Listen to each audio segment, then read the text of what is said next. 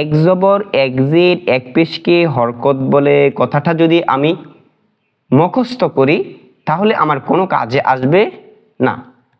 আসসালামু আলাইকুম ওয়া রাহমাতুল্লাহি ওয়া বারাকাতুহু। সম্মানিত বন্ধুগণ, যে যেখান থেকে আমাদের চতুর্থ নাম্বার ক্লাসটি দেখতেছেন সকলকে জানাই আন্তরিক শুভেচ্ছা ও অভিনন্দন। সম্মানিত বন্ধুগণ, আমরা প্রথম এবং দ্বিতীয় ক্লাসে আরবি 29টি বর্ণের সাথে আরবি 29টি হরফের সাথে পরিচিত হয়েছি এবং তৃতীয় ক্লাসে মাখরাজ সম্পর্কেও জেনেছি। আজকে চতুর্থ ক্লাসে আমরা শিখব হরকত ও তানবিন। হরকত এবং তানবিন হচ্ছে কোরআনে কারীম পড়ার জন্য সবচেয়ে বেশি সহায়িকা। এই হরকত এবং তানবিন দ্বারাই পুরো কোরআনকে সাজানো হয়েছে। আরবি 29টি হরফের সাথে হরকত এবং তানবিন দ্বারাই পুরা কোরআনকে সাজানো হয়েছে। এজন্য হরকত এবং তানবিনকে ভালো করে শিক্ষা করা আমাদের খুবই প্রয়োজন।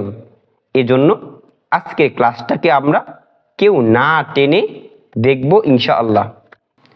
আল্লাহ তাআলা আমাদেরকে ধৈর্য এবং সবরের সাথে এই ক্লাসটি করার তৌফিক দান করুক। সকলে বলি আমিন। সকলেই আমার সাথে পড়বেন ইনশাআল্লাহ।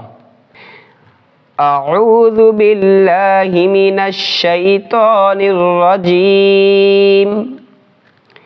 বিসমিল্লাহির রহমানির রহিম।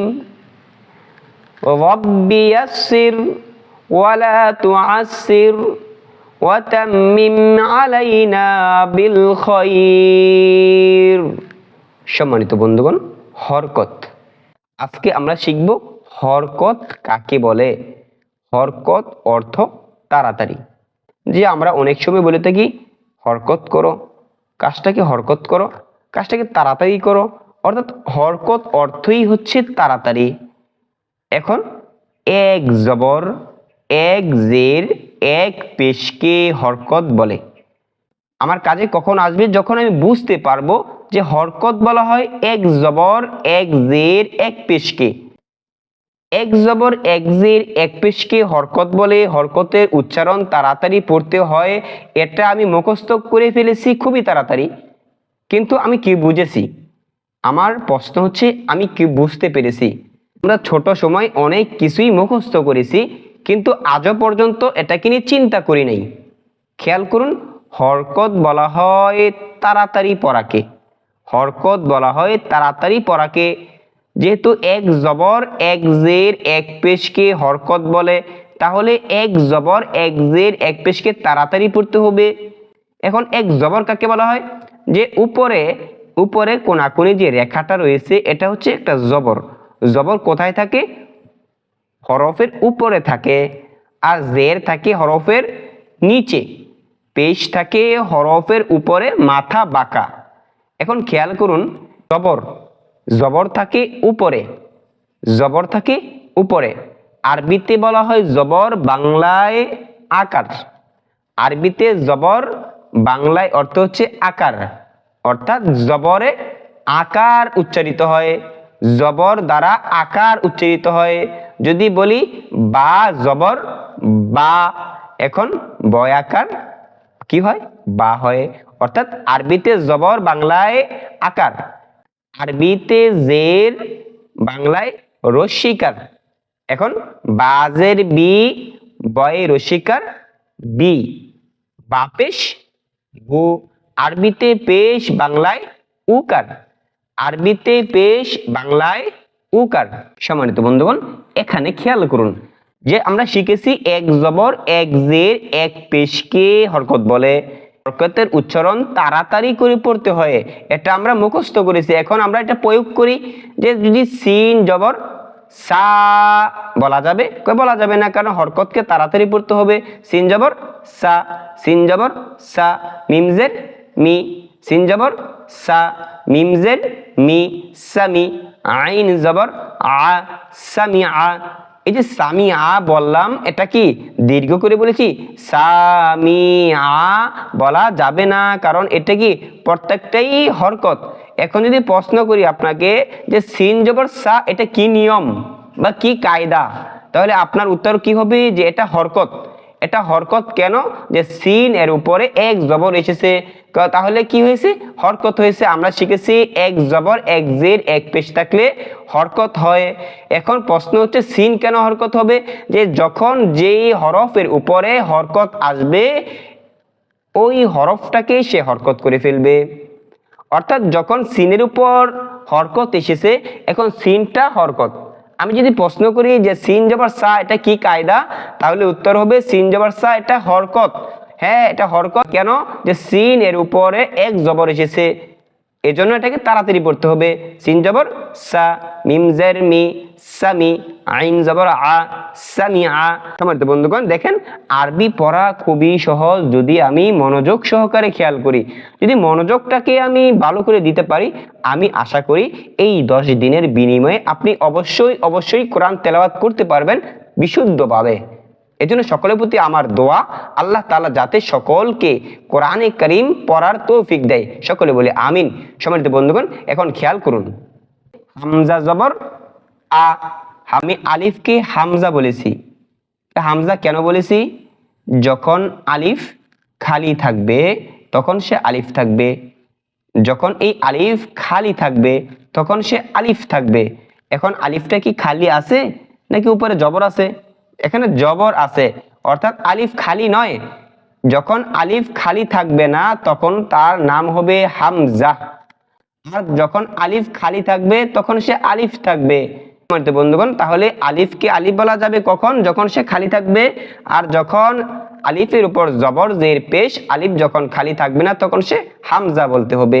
এখন হামজা জবর আ, বা জবর বা, তা জবর তা, সা জবর সা, জিম জবর জা, হা জবর হা, খ জবর খ, দাল জবর দা, রাল জবর রা, পাতলা হবে রাল জবর রা জিহ্বার আগা দিয়ে, র জবর র, জা জবর জা, সিন জবর সা, শিন জবর শা, সদ জবর স, দদ জবর দ, ত জবর ত, জ জবর জ, আইন জবর আ, গইন জবর গ, ফা জবর ফা, কুফ জবর ক, কুফ জবর ক, কাফ জবর কা।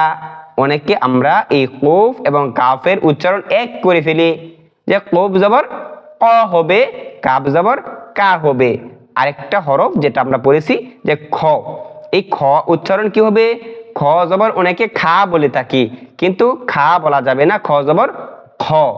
আর র জবর রা বলা যাবে না, র জবর র। এই কয়েকটি হরফকে আমার ভালো করে খেয়াল করতে হবে।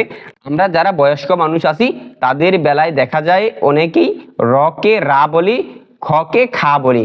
খ, খ জবর খ, র জবর র, কফ জবর ক, কাফ জবর কা, লাম জবর লা, মিম জবর মা, নুন জবর না, ওয়াও জবর ও, হা জবর হা, হামজা জবর আ, ইয়া জবর ইয়া, ইয়া জবর ইয়া।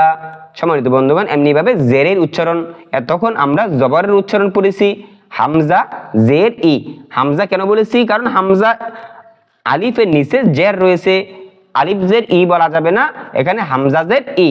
হামজা জের ই, বা জের বি, তা জের তি, সা জের সি, জিম জের জি, হা জের হি, খ জের খি, দাল জের দি, রাল জের জি, র জের রি, জা জের জি, সিন জের সি, শিন জের শি, صاد زر سي، ضاد زر ضي، طا زر تي، ظا زر زي، عين زر عي، غين زر غي، فا زر في، قف زر قي، كف زر قي، لم زر لي، ميم زر مي، نون زر ني، ওয়াও জের উই, ওয়াও জের উই, হা জের হি, হামজা জের ই, ইয়া জের ই, ইয়া জের ই। সম্মানিত বন্ধুগণ, ওয়াও জের, হামজা জের এবং ইয়া জের কেও আমরা এক করে ফেলি। ওয়াও জের কি হবে? উই, উই, মুখটাকে গোল হবে, উই, উই। হামজা জের ই, ইয়া জের ই বলা যাবে না, ইয়া জের ই, ই। ওয়াও জের উই, হামজা জের ই, ইয়া জের ই। সম্মানিত বন্ধুগণ, এমনি ভাবে পেশ দ্বারা জবর এবং জের থেকে পেশের উচ্চারণটা একটু জটিল, একটু ভালো করে উচ্চারণ করতে হবে। খেয়াল করুন, বা পেশ বু, ওয়াও পেশ উ বলা যাবে না, ওয়াও পেশ উ। তা পেশ তু, ত পেশ তু, তা পেশ তু, ত পেশ তু। সা পেশ সু, সিন পেশ সু, সদ পেশ সু, শিন পেশ শু, জিম পেশ জু, রাল পেশ রু, জা পেশ জু, র পেশ রু, জ পেশ জু, হা পেশ হু, হা পেশ হু, খ পেশ খু, আইন পেশ উ, হামজা পেশ উ, হামজা পেশ উ, ইয়া পেশ ইউ, উফ পেশ কু, কাপ পেশ কু, দাল পেশ দু, ضاد পেশ দু, নুন পেশ নু, র পেশ রু, গইন পেশ গু, লাম পেশ লু, ফা পেশ ফু, মিম পেশ মু, ইয়া পেশ ইউ। সম্মানিত বন্ধুগণ, আমরা এতক্ষণ হরকতের সমস্ত উচ্চারণ করে ফেলেছি, জবর জের পেশ দিয়ে সমস্ত হরফকে উচ্চারণ করেছি। এই হরফ ব্যতীত আল কোরআনে আর কোনো অতিরিক্ত হরফ নেই। এই 29টি হরফ ব্যতীত যেহেতু আর কোনো হরফ নেই, তাহলে সুতরাং আমরা সমস্ত হরফকে পড়ে ফেলেছি। কোরআনে যত জবর, কোরআনে যত জের, কোরআনে যত পেশ আছে, সমস্ত পেশ এখান থেকে উচ্চারিত হবে। এজন্য এখানে আমরা যদি বেশি বেশি প্র্যাকটিস করি, অবশ্যই অবশ্যই আমি শুদ্ধ করতে পারবো ইনশাআল্লাহ। সম্মানিত বন্ধুগণ, আজকে আমরা হরকত পর্যন্তই পড়ব। আগামী ক্লাসে আমরা হরকত এবং তানবিনকে মিলিয়ে পড়ার চেষ্টা করব ইনশাআল্লাহ। সেই কামনা রেখে আজকের ক্লাস এখানেই শেষ করব। শেষ করার পূর্বে সকলের প্রতি অনুরোধ, আমাদের এই নতুন চ্যানেলটাকে সাবস্ক্রাইব করে বেশি বেশি শেয়ার করে দিবেন, যাতে সকলেই এই কোরআনকে শিখতে পারে ইনশাআল্লাহ। আসসালামু আলাইকুম ওয়া রাহমাতুল্লাহি ওয়া বারাকাতুহু।